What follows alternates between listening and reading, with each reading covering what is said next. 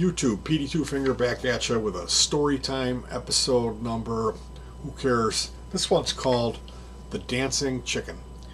So, I grew up in a suburb of Chicago. It was my house, then the Maguras, then the Steppies.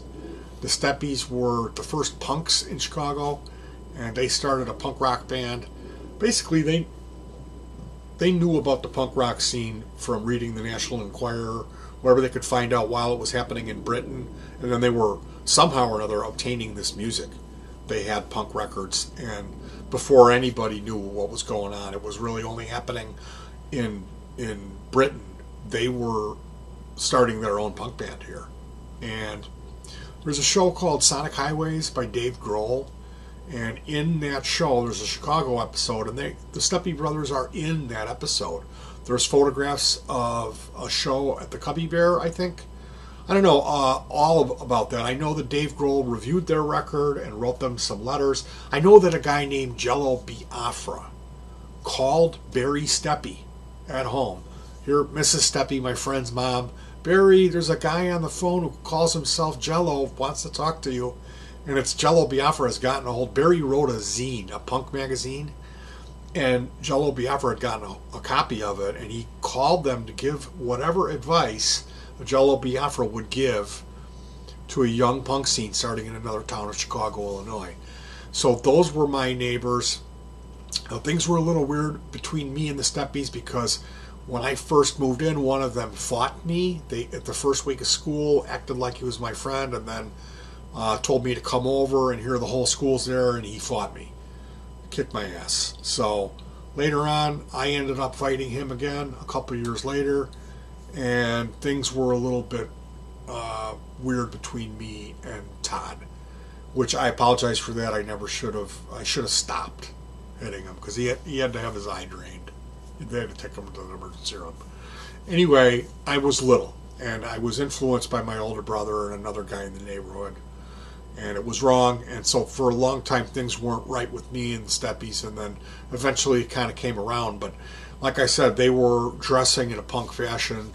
They saved their money. They all jumped in a station wagon and they drove to Lombard, Illinois, and they did a recording, this EP that's now kind of a thing. You can get it on Alana's Dream Records. The band was called Negative Element, and they cut a record. Yes, We Have No Bananas, Anti-Pac-Man, Whatever Happened to Elmer Fudd, Police Beat on Me. I forgot the religious song. They had a few songs that they did. But yeah, it was always incredible and really funny, the antics of the Steppy brothers. They ended up moving out of Chicago. Their dad worked for a factory called Caterpillar, and that plant shut down, but he was a good worker, so they moved him. They relocated him down to Peoria. And I actually went and visited them in Peoria, where they were starting a young little punk scene down there with Caustic Defiance, and Chips Patrol was the name of their other band. Steve, the older brother, was in a band called Right to the Accused, which is like a more well-known band, but he was only in that band for the beginning of that band. They had another bass player for their last record or something like that. Anyway, those were my neighbors, and that's going to connect into the story later. So my dad, he worked for Volvo and BMW as a regional parts manager. He had the same job. So that means they had three regions. It was East Coast, West Coast, and Midwest. So my dad's job, everywhere they had a Volvo dealer, or later on a BMW dealer, inside that car dealership, they would have what you call a parts department. And that parts department would have a parts manager. Well, my dad was boss over all those parts managers and those parts departments and all those dealerships for the entire Midwest. So he traveled a lot, and in the summertime we would accompany him because he didn't want to be lonely, and we didn't really mind so much. We would go to the hotel, swim in the pool, go out to eat, maybe see a movie, come back and catch Johnny Carson on the late night TV, eating a bunch of snacks and drinking pop in front of the television, exploring all over the Midwest United States. We got to go to Colorado for a resort trip getaway. He got to go to Maui. He got to go to Germany and Sweden. All these bigwig trips that we didn't get to go on, but we did join him a few times. The Colorado trip was a highlight. It was so beautiful. And then also we went to New Jersey which that's the, if you ever watched the movie called Rollerball with James Caan, the building that they keep showing, the Rollerball building, that's actually the BMW North American headquarters. It's a chrome circular building with a helipad on it. It's like a real futuristic looking, tripped out. They used it because they felt it looked like the future. So these BMW guys, they were putting the screws to my dad because they really loved him and they wanted him to quit his job in Chicago and come out and be the national parts manager. Whatever job they had planned for him, it was something else, a bigger job. We would have to live in New Jersey because it was going to be a national thing. And he refused because my mom's mom at the time was still alive. And we would be leaving, and my mom felt she had to take care of this, her mom. And then my dad got melanoma and died in '83. Anyway, that's the reason we were traveling. We went to New Jersey and stayed with this other guy who was just like my dad. He was the regional service manager for the East Coast. And his name was John Caper, I think. And so we stayed, when we went out there, we didn't stay. My dad and John Caper were friends. He had certain guys that he really was good friends with, but everyone really admired my dad. They all talked about him, that he would hold court, where he would tell these stories and everyone could gather around. And people loved my father. He was a very charismatic person. I don't have that. Trust me, I don't. Anyway, we went out there to stay with this John Caper guy. Remember, my brother had met his wife and they were dating, and they were like 17, and he kind of freaked out because he didn't want to be away from her. And so he asked my parents if they could bring her. So it's like 17-year-old girl, yeah, come with. let's ask your parents about that. And my brother, as a sign of his rebellion, cut his hair, greased it back. He had seen Pink Floyd The Wall, and he used to oftentimes imitate elements from popular movies into his real life, my older brother. So, yeah, you think I'm weird? Yeah, he Pink Floyded out and had all black. My dad called him 8-ball, and he wouldn't talk. So here he is walking around in all black. Something's wrong with Pink. So, it was a week, you know. So we go on this trip. I got Pink Floyd over here, and then my little brother. I think my little brother had a broken leg. My older brother had kicked him, shattered his leg in 3 places over a game of basketball, where me and my little brother were playing against my older brother and 2 guys that were, one just younger than me and one older than my little brother. And then my older brother is 18. And I'm like 14, and my little brother is 8 years younger than me. Something like that. You do the math. 6. So, not very fair teams. They beat us every day, and one day we played really hard and we beat them. And I'm dancing around, yay, yay, yay. And he got on top of me and started choking me out. My little brother picked up a stick and jumped on his back, was hitting him with the stick. And then my brother got up and kicked him in the leg and shattered his leg in 3 places. And the other two guys, Brian and Mark, were laughing. And then they all went in the house, and I carried my little brother in. My mom's going, praying in tongues, making him walk it off, and he's screaming because his leg is shattered.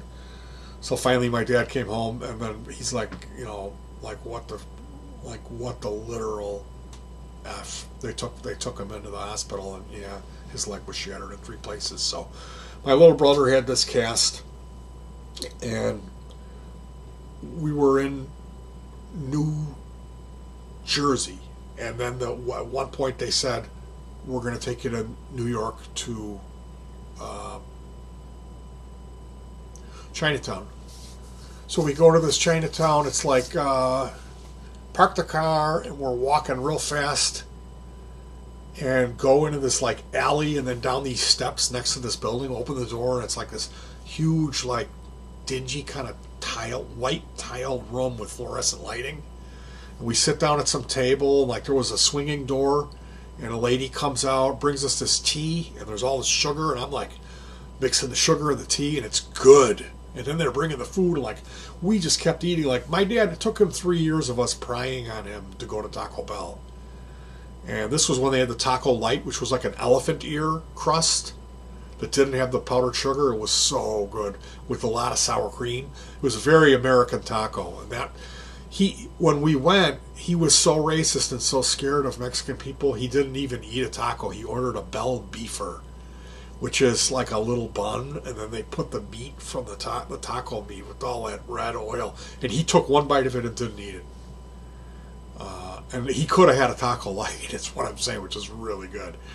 So they never should have got rid of that. So anyway, we're in this Chinese restaurant, and the only reason we're there is because it's his work buddy took him to this, and so he's going to act like he's all like the man of the world and eat the Chinese food, which was unbelievably good. It was so good. We were all just like, oh, when we walked out of that place. Really weird place. Anyway, we see this arcade, and I had like made sure that my little brother knew about it. I saw it on the way in. I told them both, like, when we leave, we're going to please, can we go to the arcade? Because here we are in New York. Like, what game do they have? What different game? I knew they would have something different. Because at the time, it was like pinball was a big thing. And they still had, like, the whole back half of the arcade would be pinball games. And then in the front, they would have a couple Space Invaders machines, an Asteroids, and maybe a Joust. But they didn't, the video games weren't really out yet. This was like 1980 or 1981 when we had this trip to New York. So, please. Okay, so we go in there and they're like, yeah, we don't really want to spend a lot of money. Here, each kid gets $1 or whatever. So we're all running around, and they're all playing their game and playing pinball and everything. And I see these machines. There's one called Beat the Chicken, and the other is the Dancing Chicken. Beat the Chicken, it's a live chicken. It's like a plywood machine. It's all painted like pastel color. You drop a quarter in, and there's a plexiglass window above that with this chicken that's cold. It's asleep in the corner by a little lamp to keep warm. It's like freezing in there and all hungry. And so this door opens up and the chicken comes out, and there's a little black thing that says thinking booth. And then what I have is like your turn, chicken turn, like 2 lights, and then they have a grid, tic-tac-toe grid with lamps in it and switches.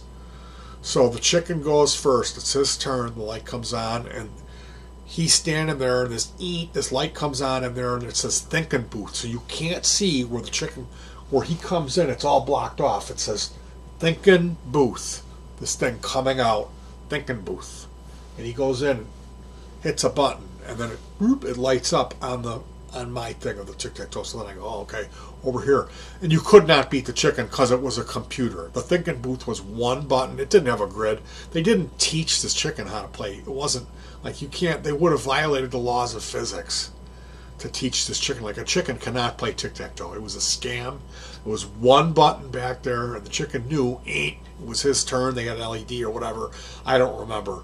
And the chicken kept leaving and running into the other room because there was a little bowl coming out of the wall with a chute where finally when he beat me, you heard some kind of gear turn and click, and then a singular piece of dried corn bing, bing, bing, bing, bing, fell into that little bowl. And that's why he kept running back into that room, rooting around, was for his payoff. Because this poor chicken, everyone's playing their Space Invaders and doing their pinball. Nobody was putting any quarters in the Dancing Chicken or Beat the Chicken Tic-Tac-Toe, which was a modified, like a Merlin game or some little rudimentary 80s computer that could play tic-tac-toe that they had like hacked into these lights and everything and made this money-making machine and put the chicken in there. And trust me, nobody was playing Beat the Chicken because it was obviously a scam with the thinking booth. And the Dancing Chicken's even worse. I go over there, put my quarter in, eat, the door opens up. This poor cold chicken wakes up, all crust in his eyes, goes in the other room, and there's a circle of like plywood on a dowel, so it kind of off camber.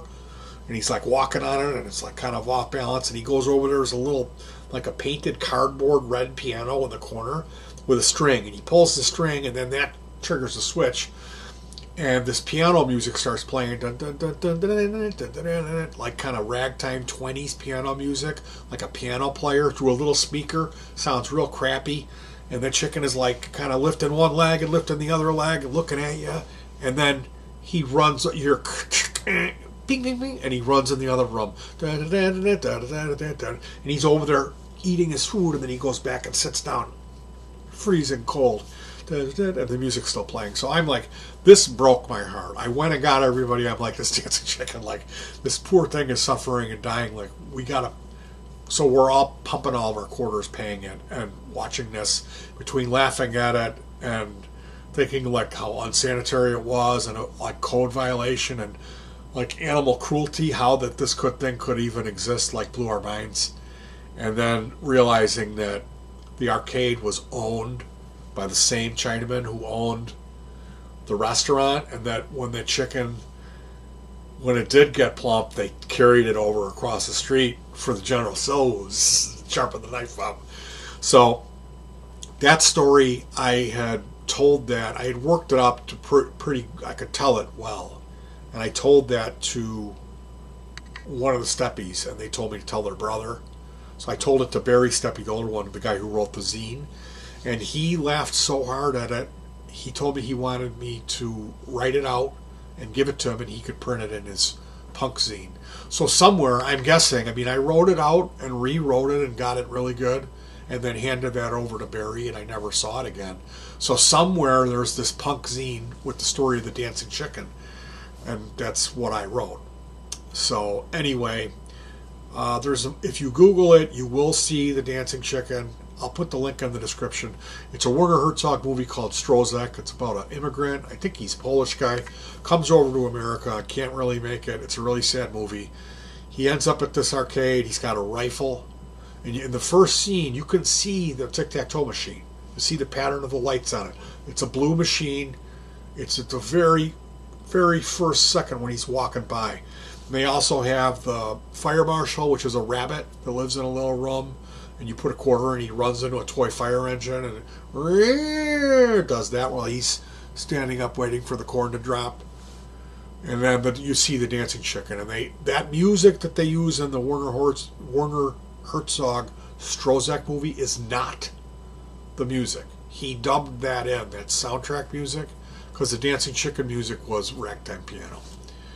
And the machine that I saw was a little different. It really was. It wasn't... it was painted differently. So those machines, I'm guessing they were coming out of Kentucky or something and then working their way up north. I never saw anything like that in Chicago. So yeah, that's the story of the dancing chicken. I would love to read my version of it from when I was a kid, because I'm sure there's all kinds of details and hilarity that I left out, but it's really a sad story. And I want to advise you, don't watch that Stroseck movie. Werner Herzog is a mother. He's got some great movies. Stroseck is unbelievably... That scene, I'll wreck it for you. Spoilers, spoiler alert, la la la la. If you want to watch Stroseck and you don't want the end ruined, he puts the money in and you hear all that music and it plays all the way through. He goes out into a kiddie ride, a Ferris wheel, and then puts the gun in his mouth and blows his brains out. That's the end of the movie. So yeah, Stroseck. It's it's not a happy ending. Anyway, thumbs up for Werner Herzog movies. Thumb down for Dancing Chicken. That's just cruel. I mean, it's ingenious that somebody thought of that, but to actually like follow through on it, and like the whole logistics of it, like the life cycle of that bird being in that thing and the sanitary stuff and all that, I don't even want to think about that. That sucks. That's messed up. That's why I'm giving it a thumbs down. So sorry I had to share that with you, but that was the 80s arcade in Chinatown, New York City. So if anybody has anything, information about that or anything you want to add, please feel free to leave a comment, you guys. Thanks again. Thanks a lot. And there's going to be more storytime videos as they come. I'll try to deliver these quickly and not make them too long. All right, you guys. Thanks a lot.